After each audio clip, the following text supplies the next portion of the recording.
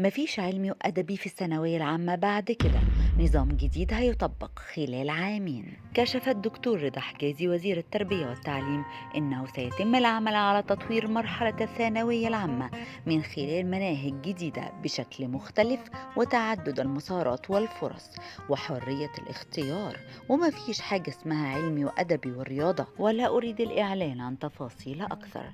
والقانون سيتغير وسيتم طرح الأمر على الحوار المجتمعي، ومن ثم يتم عرضها للبرلمان لتصبح قانون، ومن ثم يتم تطبيقها، وقد يستغرق ذلك عامين. وقال خلال مداخلة هاتفية مع الإعلامي والمحامي الدولي خالد أبو بكر أن 30% من أسئلة امتحانات الثانوية العامة للطالب أقل من المتوسط، و40% للمتوسط، و30% للمتميزين. وشدد على ضرورة الانضباط السلوكي، ويبدأ ذلك من خلال الأسرة نفسها بهدف تربية جيل قادر على التحدي والمثابرة ويكون لديه طموح مختلف.